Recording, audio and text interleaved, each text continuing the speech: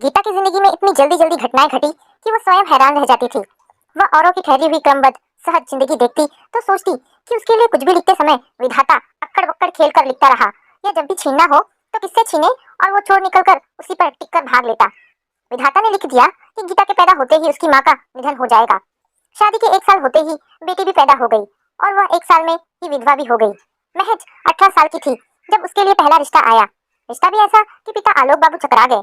इतना सुंदर लड़का और शहर का नामी घराना। घराना नामी है तो इसका यह अर्थ नहीं कि बच्चे बिगड़े हुए होंगे। कहीं कोई बात तो नहीं। इतना नामी घराना, बहुत सज्जन स्वभाव के सब लोग। नामी होना पैसे से ही नहीं होता। हर व्यक्ति की इज्जत भी इंसान नहीं करता, पर उस घराने का तो शहर में बेहद सम्मान है। ऐसे घर से जब श्यामलाल रिश्ता लेकर आया तो गीता के पिता आलोक बाबू शामू का मुंह देखते रह गए। अरे शामू, दिमाग तो तेरा ठीक है? कहाँ वे हवेली वाले और कहाँ हम? अरे बाबूजी, अपनी गीता बिटिया भी तो लाखों में एक है। बीच वाले देवलाल बाबू का लड़का है, पढ़ा लिखा और सुंदर, बाप के साथ ही काम कर रहा है। 2 बेटे हैं, बड़े का ब्याह हो गया है। श्यामू, देवलाल जी का काम क्या अलग है? मैं तो सोचता था वही व्यवसाय है। आलोक बाबू आश्चर्य प्रकट कर पूछते हैं। तीनों भाइयों का काम अलग अलग है, पर खर्च सेठ धनपत जी ही चलाते हैं। अब यह तो पता नहीं कि तीनों बेटे सेठ जी को कुछ देते हैं या सेठ जी के व्यापार से सब खर्च होता है। सेठ जी का सराफे का काम है, लेन देन का ज्यादा है। आप तो जानते ही हो, सराफे में गिरवी गाठी का काम ज्यादा होता है। सुनकर आलोक बाबू सोच में पड़ गए। अभी तो घर बैठे इतना अच्छा रिश्ता आया है, साल 2 साल में क्या फर्क पड़ जाएगा? बाद में जूते घिसने पड़ेंगे। फिर यह तो इतना पहचाना खानदान है, बिन माँ की बच्ची वैसे भी कैसे पार लगेगी? पर शामू, एक बात समझ में नहीं आई, गीता के लिए खुद उन्होंने स्वयं ही रिश्ता भेजा। ए लो बाबूजी, अपनी बिटिया कौन कम है? जहाँ खड़ी हो जाए उजाला हो जाए। धूप सी है, देखा होगा कहीं? दरअसल श्यामलाल का आना जाना सेठ जी की हवेली में खूब था। सारे नेक टेले का काम वही करता था, बर्तन भाजी भी वही बांटता। उस परिवार में बच्चा होने पर भी तो शामू का काम बहुत बढ़ जाता। तब तो उसकी पत्नी धनिया भी सब काम करने आती। जच्चा के तेल लगाना, बच्चे की मालिश करना, सोहर गाना, सब उसका काम होता। सेठ जी का इतना बड़ा घराना, उनके जैसे 10 घर तो हवेली के बीच के हिस्से में ही बन जाए। हाथी की ऊंचाई वाला फाटक, खूब बड़ा अहाता, दूसरी मंजिल पर बने बड़े से गलियारे में बने बड़े बड़े कमरे। पहले कभी उनके घर में हाथी पलते होंगे, इसलिए पील खाना था। 4 घोड़ों की बग्घी थी। अब हाथी घोड़े तो नहीं थे, पर निशानियां तब भी पड़ी थी। बिना घोड़ों की बग्घी और हाथी के झूल, मोटी मोटी जंजीरें और बड़ा सा खूंटा। कभी बड़ी लंबी सी शेवलेट गाड़ी थी, जिसका आगे का हिस्सा ही इतना निकला था कि एक गाड़ी बन जाए। जब सेठ धनपत लाल की गाड़ी निकलती थी तो बाजार भर जाता। समय ने वह गाड़ी शोपीस कर दी थी। बाद में कबाड़े के भाव चली गई, जिसका सेठ जी को बड़ा दुख था। बेकार बेच दी, देखने दिखाने की चीज थी। बड़े बड़े गोदाम बन गए थे जो किराए पर उठे थे। खुद तीनों बेटों के काम और सेठ जी का व्यवसाय था। उस फाटक के खुलने बंद होने से जैसे शहर जागता सोता था। 85 मजदूर व्यापारी उसके अंदर आते जाते तो लगता एक शहर चल रहा है। आलोक बाबू ने एक बार तो रिश्ता टालने की सोची। अरे औरतों की बातें हैं, पता नहीं हवेली वाले बाबू यह ना कहे, ले मखमल में टाट का पैबंद कहीं लगता है? वे साधारण दुकानदार और बिन माँ की बच्ची, ऐसा क्या देखा है? अपने घर के सामने से तो सैकड़ों लड़कियों को देखते हैं, सभी तो अच्छी अच्छी सी प्यारी प्यारी सी होती हैं। बेटी भी ना भगवान कैसे करते हैं, बेटियां कितनी सुंदर होती हैं। पर फिर वे बड़े भाई से सलाह कर ही बैठे। भाई साहब, आप ही बताइए क्या करूं? शामू की कही बात है और फिर अभी 18 की ही हुई है। अशोक बाबू की पत्नी उर्मिला ने ही एक तरह से गीता को पाला, इसीलिए उस पर वो अपना अधिकार समझती थी। बोली, 18 की है, ब्याह लायक तो हो ही गई है, साल 2 साल में क्या फर्क पड़ेगा? घर बैठे अच्छा रिश्ता आ रहा है, उस घर से जुड़ने से समाज में अपनी भी इज्जत बढ़ेगी और बच्चों के भी ब्याह अच्छे घरों में हो जाएंगे। उर्मिला की बात सुन दोनों भाइयों ने एक दूसरे की ओर देखा। बात तो भाभी ठीक ही कह रही हैं। आलोक बाबू बोले, भाभी ठीक तो कह रही हैं, पर अभी 18 की ही हुई है। अशोक बाबू सोच में पड़ गए। 18 की तो हो गई ना, साल 2 साल में क्या फर्क पड़ेगा? कर तो देवर जी, सब बहुत अच्छा है। पर नियति शायद मुंह फेर कर खूब हंसी होगी कि यही साल 2 साल गीता की जिंदगी के निर्णायक साल होंगे। चट मंगनी पट ब्याह हुआ, शहनाई बजी और साल बीते बीते ढोलक बज उठी। गीता माँ बन गई। ऋतु साल भर की भी नहीं हुई कि गीता की जिंदगी धूल पुछ गई। गीता की सास ने देवी माँ के दर्शन बोल रखे थे, जाना था। लौटते में गाड़ी पलटी, 7 प्राणी सवार थे, पर गीता के पति का सिर शीशे से टकराया और वह परलोक सिधार गया। सास ससुर गीता को देखते आंखें गंगा यमुना हो जाती। 21 साल की बहू किसके सहारे रहेगी? उनके बाद उसका क्या होगा? जवान बेटे की मौत ने असमय बूढ़ा कर दिया था, साथ ही जीने की कोई लालसा भी नहीं रही। मन भी बुझ गया, बस अब चिंता थी तो गीता की। देवलाल बाबू ने ऐलान कर दिया, गीता की शादी करेंगे और वे खुद कन्यादान करेंगे। गीता आंसू भरकर सास शारदा देवी के सामने खड़ी हुई। माँ, माँ, अब मैं कहीं नहीं जाऊंगी, ऋतु है ना? उसकी बात पूरी भी नहीं हुई कि शारदा देवी बोली, नहीं बिटिया, ऋतु हमारी है, मेरे बेटे की अमानत। पर माँ, मैं ऋतु से अलग नहीं रह पाऊंगी। नहीं बेटी, अभी तुम्हारे आगे पूरी जिंदगी पड़ी है। हम लोगों का क्या है, आज है कल नहीं रहेंगे। ऋतु हमारी है, हमारे पास रहेगी।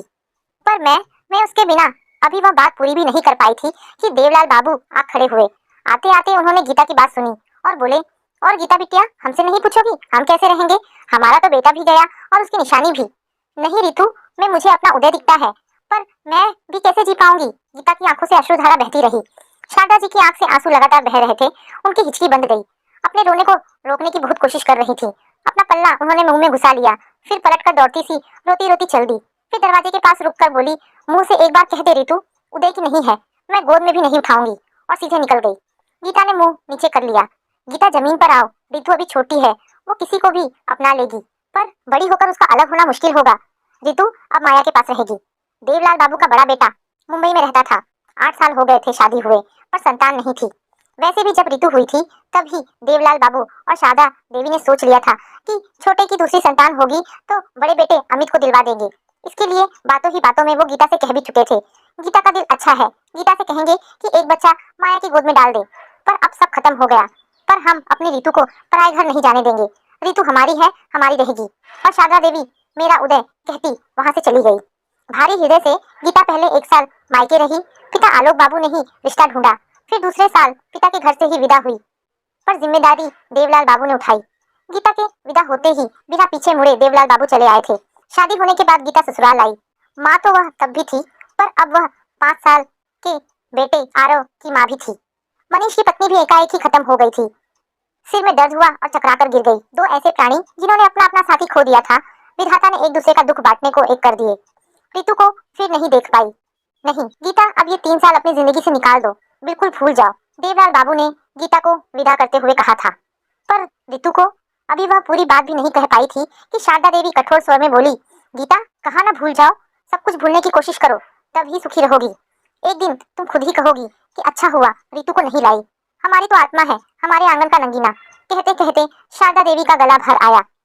रितु में मैं अपने उदय बेटे को देखती हूँ, उसे देख देख जी लूंगी, मुझसे मेरा उदय मत छीनो। विदाई में खड़े सब उदास तो थे ही, पर सबकी आंखें जैसे बरसने लगी। खुद गीता की नई सास ने गीता से कहा, गीता, बहन जी बिल्कुल ठीक कह रही हैं, आज भावना में बह रही हो, कल उन्हें धन्यवाद दोगी। देवता लोग हैं, रितु उनके पास ही रहेगी। रितु को फिर कभी नहीं देखा, ना उसके विषय में सुना, क्योंकि उस दिन के बाद उस घर से विराम लग गया था। धीरे धीरे नई गृहस्थी में गीता रम गई। फिर रिया गोद में आ गई। अब रितु कभी कभी ध्यान में आ जाती, कुछ देर सोचती, फिर अपने नए वातावरण में रम जाती। उसे सोचने का समय ही नहीं मिलता था। मनुष्य रुकता है, आगे पीछे देखता है, पर समय नहीं रुकता। हर पल समय बदल जाता है और निकलता जाता है। उम्र समय की बढ़ती है, मनुष्य की तो घटती है। 20 साल का समय कदम दर कदम निकलता चला गया। आरव मुंबई में सर्विस करने लगा। रिया देहरादून पढ़ने चली गई। मुंबई में आरव अकेला रह रहा था। अब उसकी शादी कर दी जाए। मनीष की इस बात पर गीता सहमत थी। हाँ, और क्या, सर्विस कर ही रहा है, अकेले दिक्कत हो रही होगी, शादी कर देनी चाहिए, बात करो उससे। गीता मनीष की हाँ में हाँ मिलाकर बोली। आरव पापा की बात सुनकर अचकचा गया। पापा जल्दी क्या है, छुट्टी में घर आऊंगा, बात करेंगे। बात करेंगे? क्या मतलब? बात क्या करनी है? अब सेटल तो हो ही गए हो, बात क्या करनी है? रिश्ते आने शुरू हो गए हैं, बुआ ने बताया है लड़की अच्छी है, पढ़ी लिखी है, और क्या चाहिए? अब बात क्या करनी है? पर जब हाँ हाँ पापा, हाँ हाँ पापा कहकर आरव बात उड़ा गया तो गीता का माथा ठनका। लगता है कुछ चक्कर है, गीता बोली तो मनीष उसका मुंह देखने लगा। जिस ढंग से कह रहा है आऊंगा, आकर बात करूंगा, इसका मतलब है कुछ चक्कर है। स्त्रियों की छठी इंद्रिय शीघ्र जागृत हो जाती है। ठीक है, अभी बुआ जी से कुछ नहीं कहना, अब आ जाए आगे तभी बात होगी। लगता है कुछ चक्कर है। चक्कर चक्कर क्या हो सकता है? मनीष ने जब उसकी ओर देखकर कहा तो उसने माथा ठोक लिया। तुम्हारी कुछ समझ में ही नहीं आता है, जरूर कोई लड़की आ चुकी है उसके जीवन में, और सच भी वही निकला। यह रितिका है माँ, मेरे ऑफिस में ही है। माँ, आप मिलोगी तो आपको अच्छा लगेगा। अपने मोबाइल में से पतली दुबली सी लड़की की कई तस्वीरें दिखलाता हुआ बोला। लग तो अच्छी रही है, पर क्या? माँ उसे अटकता देखकर बोला, एक बार मिल लेना। अरे ठीक है, लड़की अच्छी होनी चाहिए, तुझे पसंद है बस, हमें क्या चाहिए, तू खुश रहे। मनीष ने बात को वहीं विराम देते हुए कहा। मनीष जानते थे बच्चों से बहस करने या पूछताछ करने से कोई फायदा नहीं। माँ बाप दुनियादारी देखते हैं तो बच्चे वर्तमान देखते हैं। बस देख, कोई बहुत अलग जाति तो नहीं है ना? पापा, किसी को किसी की जिंदगी से कोई मतलब नहीं होता है। अलग कास्ट होगी भी तो आजकल खान पान सब एक से है, फेस्टिवल सब एक से है, कोई अलग है? फिर भी मनीष ने गीता का मन पढ़ने की कोशिश करते कहा, पापा किसी को किसी की जिंदगी से कोई मतलब नहीं है। कौन सा रिश्तेदार है जिससे आप अपनी बात शेयर कर सकते हो? कोई है? सब रिश्ते के नाम पर तो जैसे झाड़ू फिर गए हैं। एक बहन है, उसके बच्चे दोनों विदेश में हैं, और तो कोई अब दिखता ही नहीं। मामा जी को देखे ही सालों हो गए, बस होली दिवाली फोन पर बात हो जाती है। और तो कोई है ही नहीं। रिश्ते जोड़ने से जुड़ते हैं, एक डोरी बंधी रहती है, नहीं तो परिवार की चरखी घूमती रहती है, पतंगे उड़ उड़ कर ना जाने कहाँ चली जाती है। वैसे भी हर चरखी के साथ एक पतंग की डोरी ही बंधी रहती है। रितिका के पापा कल आएंगे। पापा, कल कह दूं आने को? जाने का समय हो रहा है, परसों तो जाना है ही। हाँ बुला लो, कल आ जाएंगे। प्रश्नवाचक दृष्टि से गीता की निगाह उठी तो आरव बोला, माँ मैं तो मिल चुका हूँ, आप लोगों से आगे बात करना चाह रहे हैं। ठीक है, तो लोटस गार्डन में बुला लो, वही ठीक रहेगा, घर में तो दिक्कत होगी। गीता सोच कर ही घबरा गई कि कैसे कल ही सारा घर ठीक करे। खाने का इंतजाम भी अच्छा होना चाहिए, प्रभाव तो ठीक ही पड़ना चाहिए। ये ना सोचे कैसे घर में बेटी जा रही है। अब इन सब झंझटों से मुक्ति चाहिए, यही अच्छा है कि रिसोर्ट में मिल ले। गीता ने सोचा, हाँ माँ वही रुक जाएंगे, मुंबई से आएंगे, उनकी फ्लाइट 8 बजे आ जाएगी, यहाँ 10 बजे पहुंचेंगे, वहीं उनके ठहरने का इंतजाम करा देता हूँ। लौटने की फ्लाइट शाम की है। गीता कभी आरव का और कभी मनीष का चेहरा देख रही थी। सारा कुछ इंतजाम तो पहले ही हो रखा है, वो ना पूछते तब भी सब कुछ तय है। सोच रही थी रितिका से बात कर ले, पर क्या बात करेगी? रितिका भी आ रही है क्या? वह भी बता दे, वह भी तय है क्या? आरव से हंसते हुए बोली, नहीं अभी नहीं माँ, छुट्टी उसकी ज्यादा हो जाएगी ना, अभी नहीं लेगी। लोटस गार्डन में बैठे रितिका के माँ बाप उन्हें आते देखकर आगे बढ़ाए, लेकिन उन्हें देखते ही गीता के कदम रुक गए। वो पसीना पसीना हो उठी, जैसे अभी गिर पड़ेगी। 20 साल के अंतराल ने चेहरों पर अनेक बदलाव ला दिए थे, पर वे अमिट चेहरे एकदम सामने आ गए। आओ गीता आओ, कहते हुए रितिका की माँ ने उसे पकड़ लिया। आरव और मनीष चौंक उठे। माँ आप जानती हो? आरव बोला, उसके चेहरे पर आश्चर्य और उत्सुकता से भरे भाव तिराए। गीता हाँ में सिर हिलाकर रह गई और कुर्सी के हत्थे को कसकर पकड़कर बैठ गई। फिर धीरे से करीब फुसफुसाहट से ही बोली, क्या ये रितिका ही रितु है भाभी? हाँ गीता, और कैसी हो तुम? अच्छी हूँ। गीता का सिर नीचे झुक गया, अपनी भरी आंखें वो छिपाना चाहती थी। धीरे से रुमाल से उन्हें पोंछा, पर कहीं अंतरतम से निकले भाव छिपते हैं। चेहरा कितना भी बदल लो, पर असली चेहरा सामने आ छलक छलक जाता है। आरो हैरान सा दोनों को धीरे धीरे बात करते देखता रहा, फिर बोला, माँ आप रितिका को कैसे जानती हैं? जब इन्हें जानती हूँ तो रितिका को भी जानूंगी। नहीं बस यह मालूम है कि इनकी एक बेटी है और कुछ नहीं। अच्छा आरो, कुछ ठंडा गरम तो मंगा। कहाँ है यहाँ का वेटर, तो दिख ही नहीं रहे, कहती गीता माहौल बदलने का प्रयास करने लगी। उसकी असली इच्छा वहां से आरो को हटाने की थी। आरो के साथ ही मनीष भी देखने चले गए। मन में अलग ही चिंता होने लगी, कैसे होगा अब रितिका और आरव का विवाह? आरव के जाने पर गीता माया भाभी से बोली तो अमित बोल उठे, क्यों इसमें क्या परेशानी है? कोई नहीं, इसमें सोचना कैसा, वह तो अब हमारी बेटी है, तुम्हारा क्या मतलब? गीता कुछ बोलती इससे पहले ही अमित फिर बोले, ना गीता कुछ नहीं, तुम अब बिल्कुल शांत रहो, कुछ कहने की जरूरत नहीं है। आरव को आते देख बोले, हाँ बेटे जी, मैं जरा कॉफी पीना चाह रहा हूँ, मिलेगी क्या? हाँ अंकल, कॉफी आ रही है। ओह, तो रितिका ने यह भी बता दिया कि मुझे कॉफी पसंद है। तुम लोग ये बातें करते हो, कहकर हो कर हंस दिए। पर गीता का मन चिंताग्रस्त था, जैसे वो चारों ओर की बातें सुन ही नहीं रही थी। उसके चेहरे पर मुस्कान भी नहीं आई। तभी आरव का मोबाइल बज उठा, सबकी निगाहें उधर ही उठ गई। क्यों, रितिका ही है ना? चैन नहीं पड़ रहा होगा, पता नहीं कुछ गड़बड़ तो नहीं हो गई होगी। माया बोली, बहुत डरती है, मेरे साथ सब कुछ गड़बड़ क्यों होता है? सीधा साधा कुछ नहीं होता, जरूर कुछ ना कुछ पेच फंसेगा। मुझसे कह रही थी मम्मी सब ठीक है, फिर भी देखना, इसीलिए बेचैन होगी। कहने के साथ ही माया उलझन में पड़ गई। अगर गीता रितु को ले आती तब वह बहन भाई के रिश्ते से बनते, वो तो लाई नहीं या लाने नहीं दिया।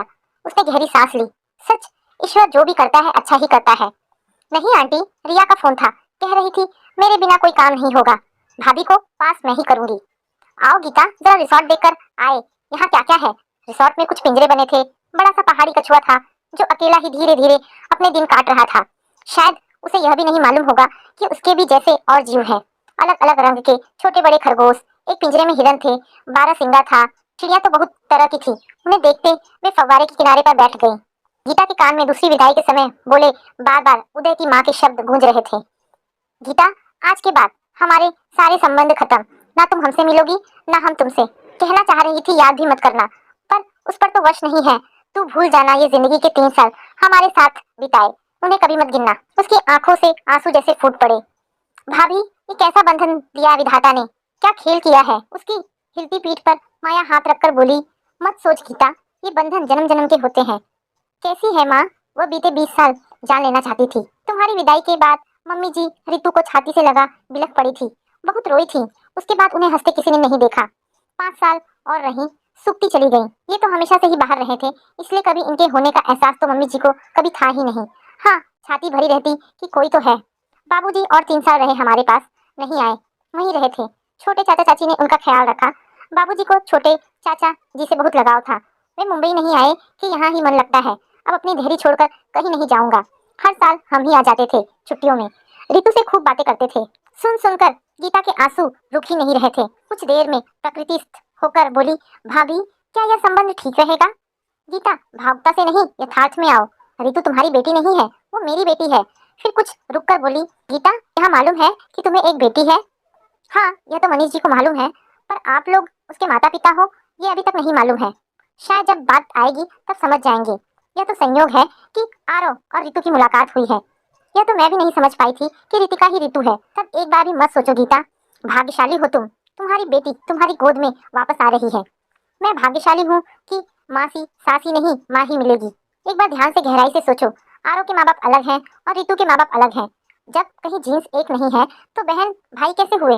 और इस बात को आगे लाओ भी नहीं, यही खत्म करो। ना मन में कोई मलाल रखो, अब रोना बंद करो और मुस्कुरा दो। कुछ देर गीता का झुका सिर झुका ही रहा, फिर झटके से उठ खड़ी हुई। चलो भाभी, कहते उसने फव्वारे के पानी से मुंह पर छींटे मारे, रुमाल से मुंह पोंछते हुए मुस्कुरा दी और चल दी एक नए रिश्ते को अपनाने के लिए। तो दोस्तों, ये कहानी यहाँ पर समाप्त होती है। आशा करती हूँ आपको ये कहानी पसंद आई होगी। अगर आपको कहानी पसंद आई है तो प्लीज इसे लाइक एंड शेयर करें। धन्यवाद दोस्तों।